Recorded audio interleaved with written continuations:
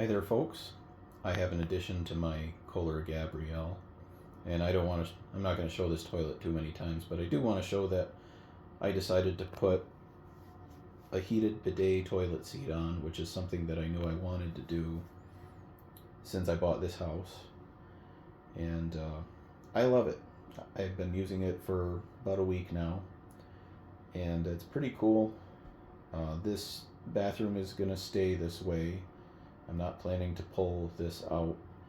I'll switch out vintage toilets in the basement when I get some more of my toilets here. But this particular seat is a Kohler, and it's just because it's one that I've seen these before, and I got an open box deal on eBay for quite a bit cheaper than the retail price on these. And I don't need to explain much of these. It's got the front and rear spray, and it's got different seat temperatures and water temperatures and a dryer.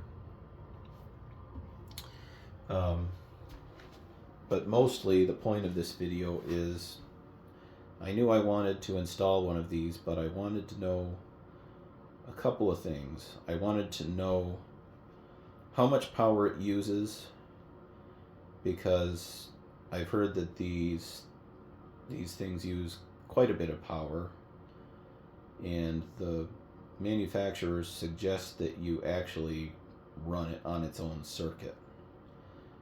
So I kind of wanted to make that determination for myself, and I wanted to know how much power it uses. So, and how much does this cost me to run in a year?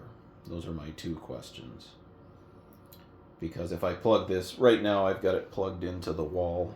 I plan to put an outlet in next to the toilet.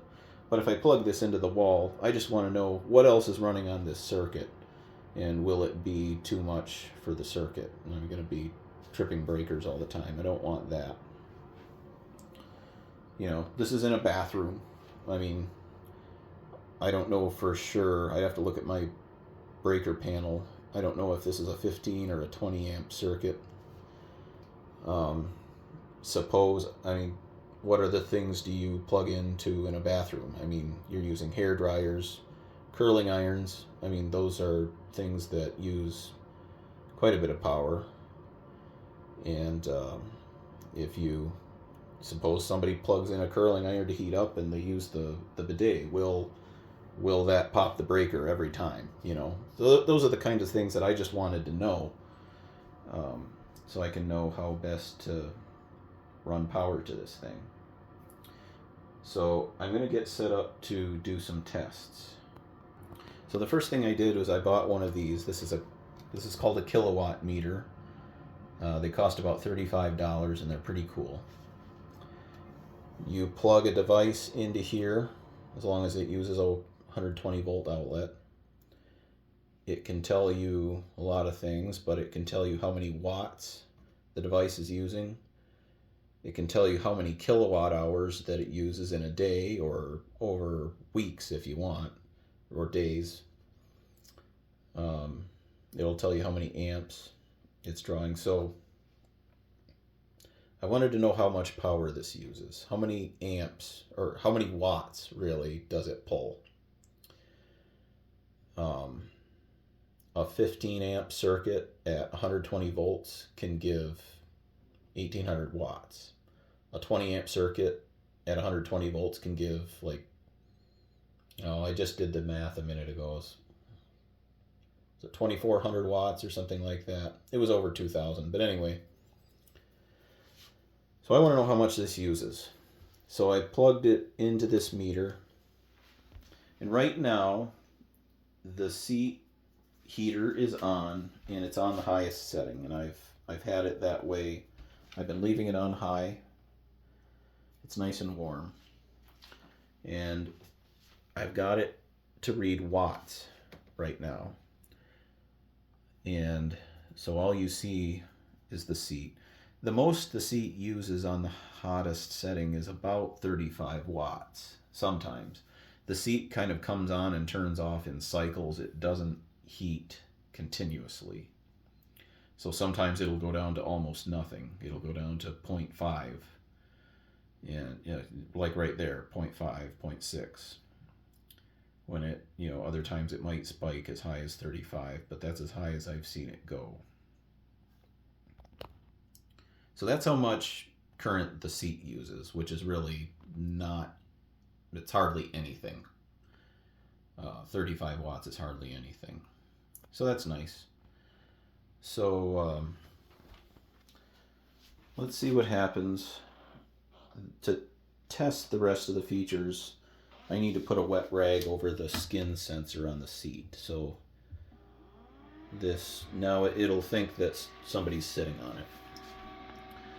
So right now, the fan, the deodorizer, kicked on. So let's see how much power that uses. And 2.1, which is weird. I would think it would read higher than that. Yeah, there we go. It doesn't use very much. I did this a little bit ago with the fan running 20s or 30s. That's almost nothing. So let's turn on the hot air dryer. It's on the hottest setting.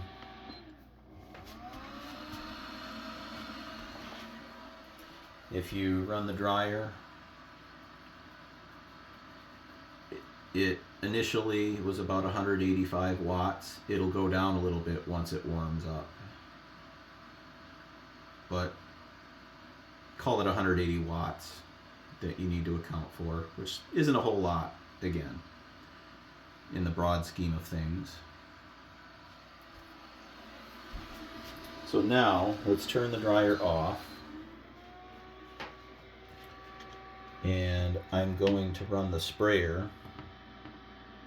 And we'll see how much electricity it uses when it's spraying. So this particular seat heats the water instantaneously as it's spraying.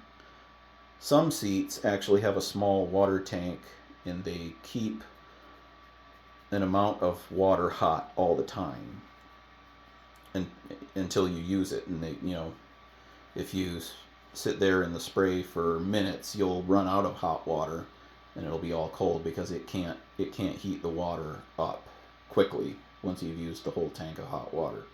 But this one is instantaneous, so it uses more power when it's spraying. But anyway, we'll turn the rear spray on. It's on the hottest setting, in the strongest setting.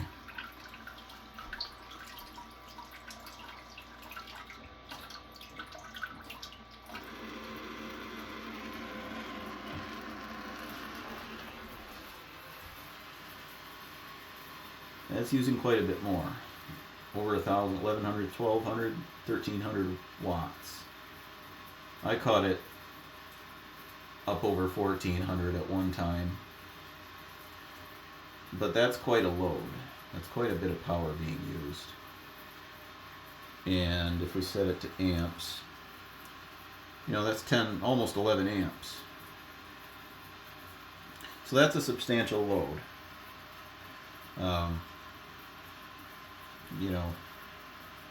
You want to make sure you don't have anything else on the circuit that uses a lot of electricity that's going to kick in while this bidet is running or spraying anyway. So yeah, so that gives me an idea of how much it draws, just so I can be mindful of what else in my house might be running on this circuit that I need to know about. So I'll shut this off.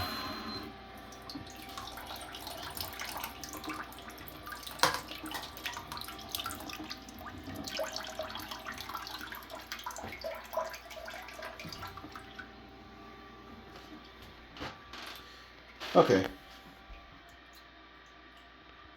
So the other thing I wanted to know is, how much does it cost?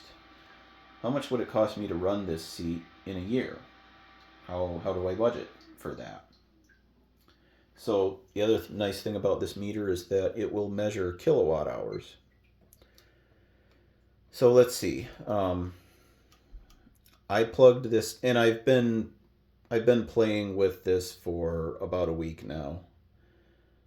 But in this particular instance, I plugged the seat into this meter 21 hours and 43 minutes ago. Almost a full day.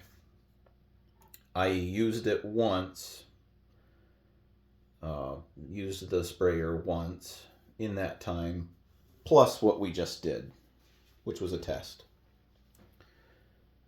In that time, it's used almost half of a kilowatt hour. So I figured with just me using it once a day, figure a half a kilowatt a day of electricity is what it uses. When the power company sells you electricity, when you pay for your power, you pay for the kilowatt hour that you use. So my electrical rate, the price of my electricity is 13 cents a kilowatt. When I did the math, half a kilowatt a day times 365 days a year at 13 cents a kilowatt, it worked out to be like $24 a year or something like that, which is good to know. That's not a lot. That might very well be more than the cost of a year's worth of toilet paper. But it's nice to know also that since the sprayer is the part that uses a lot of electricity more than anything else, the cost to run this seat will go up, particularly with the number of people using it in a day. And I read some articles on the internet about discussing how much it might cost to run one of these in a year, and some numbers were between $20 and $60 a year. You know, maybe as high as $60 for a family of 4. But that, again, that's just a guess. It's approximate, but so I'm pretty happy to know that, and that was a cool test to do. And yeah, just thought that was interesting. So hope you guys enjoyed this video, and I will see you guys later.